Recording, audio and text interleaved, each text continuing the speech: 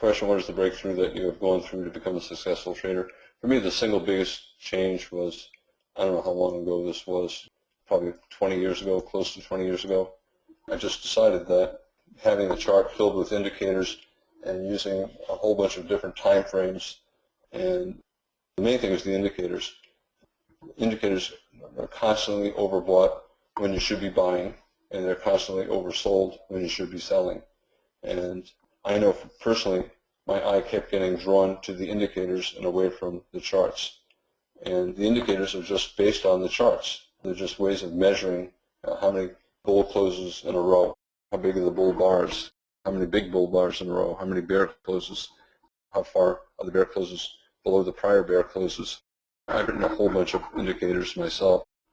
I know what the indicators are doing. They're just a reflection of price. And I don't need a reflection of price. If I see this, the indicator is going to tell me it's oversold. I don't want it to tell me it's oversold.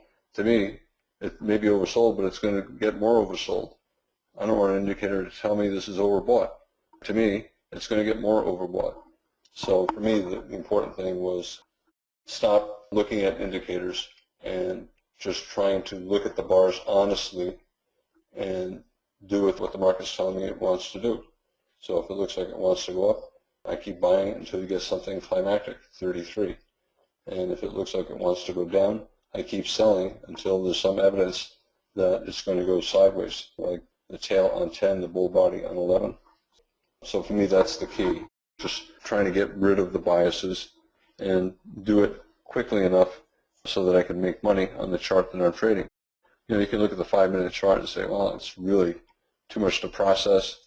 Can I just trade the 15-minute chart? Sure. A lot of traders trade higher time frames. 15-minute chart, you would have sold below 1, maybe sold below 6, maybe sell this close right here. But you'd go long above here and you'd sell there, and there's no reason to buy here. This buy above this bar never triggered. So you'd sell there and you'd be short all the way into the end of the day. Some days one time frame works great and another time frame is terrible. You never know in advance if the 3-minute chart is going to be the perfect chart, the 10-minute chart, the 5-minute chart, or some oddball chart, 7 minutes, 12 minutes, 20 minutes. You never know, right?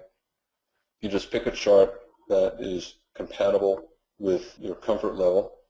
And you know, for some people it's a 1-minute chart or a 15-second chart. For other people it's a 60-minute chart. And it does not matter. The key is, can you trade comfortably within the time frame that you've chosen? And I use a 5-minute chart because on most days it feels about right. Some days, for whatever reason, I just feel really, really good.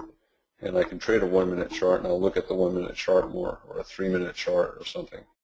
But most days, this is all I do. I'm just looking at this and just trying to take as much money out of there as I possibly can take. But 15-minute chart is just as good.